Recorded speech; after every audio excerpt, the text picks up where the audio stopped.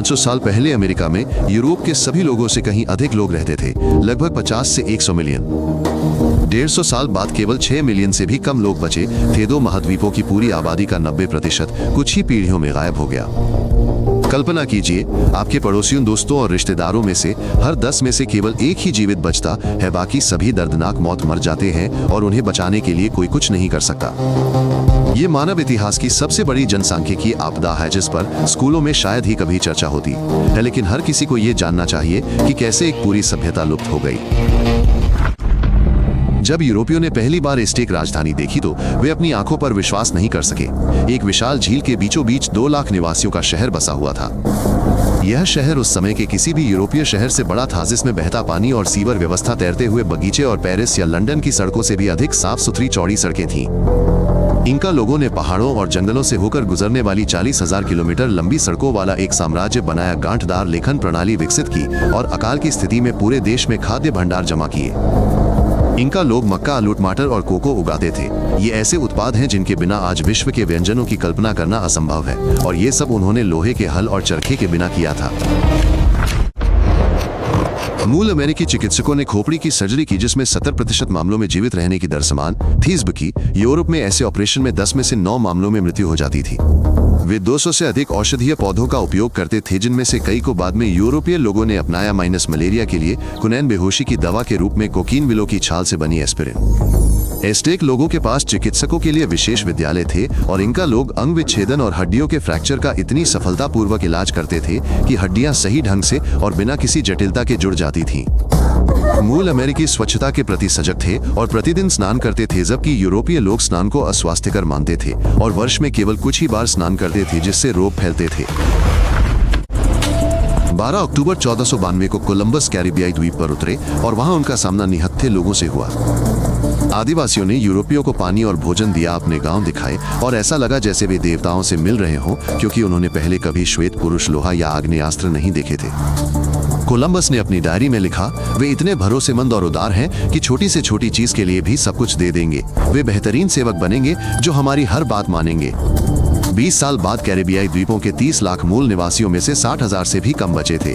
बाकी लोग बीमारी, गुलामी और भुखमरी से मर गए। चेचक ने सभी युद्धों और विजयों से कहीं अधिक मूल अमेरिकी लोगों की जान ली, क्योंकि मूल अमेरिकी लोगों में यूरोपीय रोगों से लड़ने की कोई प्रतिरोधक क्षमता नहीं थी। एक संक्रमित व्यक्ति 2 सप्ताह में पूरे गांव को तबाह कर सकता था। लोग इतनी तेजी से मरते थे कि शवों को दफनाने या बीमार बच्चों की देखभाल करने वाला कोई नहीं बचता था। चेचक के साथ साथ खसरा, इन्फ्लुएंजा और टाइफस जैसी बीमारियां भी आईं और हर नई महामारी ने बचे हुए लोगों में से 1/3 से आधे लोगों को मार डाला। एक के बाद एक लहरें आती रहीं और कोई राहत या मुक्ति की उम्मीद नहीं रही। यूरोपीय लोगों ने जल्द ही बीमारी की शक्ति को पहचान लिया और जानबूझकर चेचक पीड़ितों के कंबल और सामान मूल अमेरिकी लोगों को बांटना शुरू कर दिया, जिससे महामारियां एक तरह का जैविक युद्ध बन गई।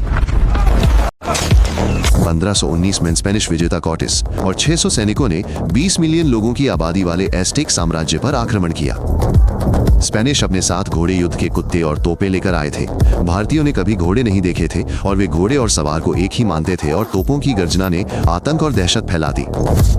बीमारी यूरोपीय लोगों की मुख्य सहयोगी बन गई। जब एस्टेक राजधानी की रक्षा के लिए सेना जुटा रहे थे, तब चेचक ने उनके आधे योद्धाओं और स्वयं सम्राट को मार डाला, जिससे रक्षकों में अफरा तफरी मच गई। इनका साम्राज्य का पतन भी इसी तरह हुआ। पहले एक महामारी ने शासक की जान ले ली और गृहयुद्ध को जन्म दिया, और फिर 180 स्पेनिश सैनिकों ने विशाल कमजोर देश पर कब्जा कर लिया। स्पेनियों ने एनकोमिएंडा प्रणाली शुरू की, जिसके तहत प्रत्येक उपनिवेशी को एक पूरा मूल अमेरिकी गांव दिया जाता था और वे उन्हें अपने निजी गुलामों के रूप में काम करने के लिए मजबूर कर सकते थे। मूल अमेरिकियों को चांदी की खानों में भेजा जाता था, जहां वे कुछ ही महीनों में थकावट और पारे के जहर से मर जाते थे, और उनकी जगह पर कब्जा किए गए गांवों से नए गुलामों को लाया जाता था। दक्षिण अमेरिका की एक खान में 200 वर्षों में 80 लाख से अधिक मूल अमेरिकी मारे गए। उन्होंने ही वो चांदी निकाली थी जिसने स्पेन को यूरोप का सबसे धनी देश बनाया था।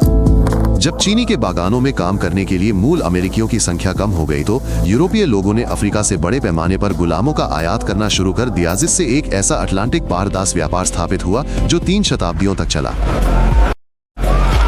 1848 में कैलिफोर्निया में सोने की खोज हुई और 2 साल के भीतर ही दुनिया भर से 300,000 भाग्य के चाहने वाले वहां पहुंच गए जो धनवान बनने की उम्मीद में बेताब थे।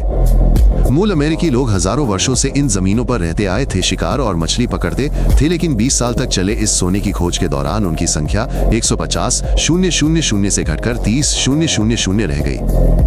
अधिकारियों ने मूल अमेरिकियों की हत्या के लिए आधिकारिक तौर पर भुगतान करना शुरू कर दिया। एक वयस्क की खोपड़ी के लिए $5 और एक बच्चे के लिए 25 सेंट, जिससे मानव शिकार एक लाभदायक व्यवसाय बन गया। मूल अमेरिकी जमीनों को लावारिस घोषित कर दिया गया और उन पर कब्जा कर लिया गया। पूरी जनजातियों को उनके पैतृक क्षेत्रों से खदेड़ दिया गया और जिसने भी विरोध करने की कोशिश की उसे बिना किसी मुकदमे के मौके पर ही मार दिया गया। 1830 में राष्ट्रपति ने निष्कासन अधिनियम पर हस्ताक्षर किए और 15,000 चेरोकी भारतीयों को दक्षिण पूर्वी क्षेत्र में स्थित उनकी मातृभूमि से जबरन बेदखल कर दिया गया। उन्हें सर्दियों में बिना गर्म कपड़ों और भोजन के 500 किलोमीटर की दूरी तय करनी पड़ी। सैनिकों ने उन्हें मवेशियों की तरह हाँका और उन्हें अपने मृत रिश्तेदारों को दफनाने तक की अनुमति नहीं दी। हर 4 में से एक व्यक्ति ठंड, भूख और बीमारी से रास्ते में ही मर गया। बुजुर्ग, छोटे बच्चे और गर्भवती महिलाएं सड़क पर ही गिर पड़ी और शवों को सड़ने के लिए छोड़कर काफिला आगे बढ़ गया। इसे आंसुओं का रास्ता, ट्रेल ऑफ टीयर्स के नाम से जाना जाने लगा। लेकिन चेरोकी अकेले नहीं थे, 4 अन्य प्रमुख जनजातियों को भी इसी तरह विस्थापित किया गया और कुल मिलाकर 15,000 से अधिक लोग मारे गए। 19वीं सदी की शुरुआत में उत्तरी अमेरिका में 60 मिलियन बाइसन रहते थे। मूल अमेरिकी सदियों से इनका शिकार करते आ रहे थे और इनके मांस, खाल, हड्डियों और सींगों का इस्तेमाल अपने जीवन यापन के लिए करते थे। सरकार ने बाइसन के झुंडों को पूरी तरह से खत्म करने का फैसला किया ताकि भारतीयों को उनके भोजन के एकमात्र स्रोत से वंचित किया जा सके और उन्हें आत्मसमर्पण करने के लिए मजबूर किया जा सके। ये भुखमरी के माध्यम से नरसंहार की आधिकारिक नीति थी। पेशेवर शिकारी प्रतिदिन 100 बाइसन मारते थे, केवल उनकी खालें बेचकर शवों को मैदानों में सड़ने के लिए छोड़ देते थे। कभी कभी वे मनोरंजन के लिए ट्रेन की खिड़कियों से ही उन्हें गोली मार देते थे। 1880 तक 60 मिलियन बाइसन में से 1,000 से भी कम बचे थे और भारतीय भुखमरी के कगार पर थे, पूरी तरह से सरकारी सहायता पर निर्भर थे। कई राज्य अधिकारियों ने आधिकारिक तौर पर शिकारियों को भारतीयों की हत्या के लिए इनाम दिया, जिसके लिए केवल एक ही सबूत की आवश्यकता होती थी, पीड़ित की खोपड़ी। कीमतें राज्यवार अलग अलग थीं। कुछ राज्यों में एक वयस्क पुरुष के लिए $25, एक महिला के लिए $10 और एक बच्चे के लिए $5 थे। मानव शिकार आय का एक वैध स्रोत बन गया था। खोपड़ी के शिकारी पूरे गांवों का नरसंहार करते थे, सामने दिखने वाले हर व्यक्ति को मार डालते थे, यहाँ तक कि शिशुओं को भी नहीं छोड़ते थे, क्योंकि बच्चों की खोपड़ी भी अधिकारियों को पैसे के लिए बेची जा सकती थी। यह प्रथा दशकों तक पूरे देश में जारी रही और राज्य द्वारा आधिकारिक तौर पर भुगतान किए गए भाड़े के हत्यारों द्वारा कई जनजातियों का पूरी तरह से सफाया कर दिया गया। 19वीं सदी के उत्तरार्ध में अधिकारियों ने मूल अमेरिकी बच्चों को उनके परिवारों से जबरन अलग करना शुरू कर दिया और उन्हें तथाकथित सभ्यता सिखाने के लिए विशेष बोर्डिंग स्कूलों में भेजना शुरू कर दिया। बच्चों को अपनी मातृभाषा बोलने, पारंपरिक कपड़े पहनने या अपने पूर्वजों के धर्म का पालन करने से सख्ती से मना किया गया था। हर उल्लंघन के लिए उन्हें बेरहमी से पीटा जाता था, कैद किया जाता था और भूखा रखा जाता था। इन स्कूलों में हर 3 में से एक बच्चा बीमारी, लगातार पिटाई और भूखमरी से मर जाता था। कई बच्चों को उनके माता पिता की जानकारी के बिना बोर्डिंग स्कूलों के परिसर में ही अज्ञात कब्रों में दफना दिया गया था। ये कार्यक्रम 20वीं सदी के मध्य तक जारी रहा। 1.5 लाख से अधिक बच्चे इन स्कूलों से गुजरे और उनमें से अधिकांश अपनी मातृभाषा और संस्कृति को हमेशा के लिए भूल गए। मूल अमेरिकी लोगों को आरक्षण क्षेत्रों में बसा दिया गया। ये सबसे बंजर और निर्जीव भूमि पर बने विशेष क्षेत्र थे जहां शिकार करना, मछली पकड़ना या फसल उगाना असंभव था। सदियों से महाद्वीप के विशाल भूभाग में विचरण करने वाले लोग रेगिस्तान के छोटे छोटे टुकड़ों तक सीमित हो गए और उन्हें सरकारी सहायता का इंतजार करने के लिए मजबूर होना पड़ा, जो या तो देर से आती थी या कभी नहीं आती थी। आरक्षण क्षेत्रों में भूखमरी, महामारियां और निराशा व्याप्त थी। मृत्यु दर देश की शेष आबादी की तुलना में 3 गुना अधिक थी और जीवन प्रत्याशा आधी थी। आज भी आरक्षण क्षेत्र सबसे गरीब क्षेत्र बने हुए हैं, जहां बेरोजगारी 60% से अधिक है, शराबखोरी व्यापक रूप से फैली हुई है और आत्महत्या की दर देश में सबसे अधिक है। अमेरिका में 400 वर्षों के उपनिवेशीकरण के दौरान 50 मिलियन से अधिक मूल अमेरिकी मारे गए। ये संख्या द्वितीय विश्व युद्ध में हुई कुल वैश्विक क्षति से भी अधिक है। संपूर्ण जनसमूह, सैकड़ों भाषाएं, अनूठी संस्कृतियां, चिकित्सा, कृषि और खगोल विज्ञान के बारे में हजारों वर्षों का संचित ज्ञान, सब कुछ हमेशा के लिए धरती से मिट गया। यूरोपीय लोगों ने 2 महाद्वीपों पर भूमि पर कब्जा कर लिया और आज के डॉलर के बराबर खरबों डॉलर का सोना और चांदी निर्यात किया, जिससे वे लाखों गुलामों के श्रम और मृत्यु से समृद्ध हुए। ये केवल एक धुंधली स्मृति नहीं है। मूल अमेरिकी नरसंहार के परिणाम आज भी आधुनिक दुनिया को प्रभावित करते हैं, राष्ट्रीय सीमाओं से लेकर महाद्वीपों के बीच आर्थिक असमानता तक। आज दोनों अमेरिकाओं में लगभग 6 मिलियन मूल अमेरिकी रहते हैं और उनमें से कई अपनी पैतृक संस्कृति के बचे खुचे अंशों को संरक्षित करने के लिए सक्रिय रूप से संघर्ष कर रहे हैं।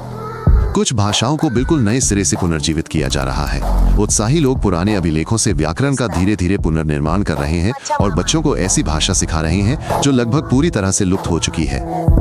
मूल अमेरिकी कार्यकर्ता छीनी गई जमीनों की वापसी, अतीत के अपराधों के लिए मुआवजे, आरक्षण क्षेत्रों में पूर्ण स्वशासन के अधिकार और नरसंहार के ऐतिहासिक सत्य की मान्यता की मांग कर रहे हैं। यह आंदोलन विश्व स्तर पर गति पकड़ रहा है। अधिक से अधिक लोग वास्तविक, बिना किसी लाग लपेट के इतिहास को जान रहे हैं और मांग कर रहे हैं कि नरसंहार के बारे में सच्चाई स्कूलों में पढ़ाई जाए। भारतीयों के नरसंहार का इतिहास दिखाता है कि कैसे एक पूरी विकसित सभ्यता पल भर में लुप्त हो सकती है जब कुछ लोग ये तय कर लेते हैं कि दूसरे लोग उनकी जमीन पर रहने के लायक नहीं हैं।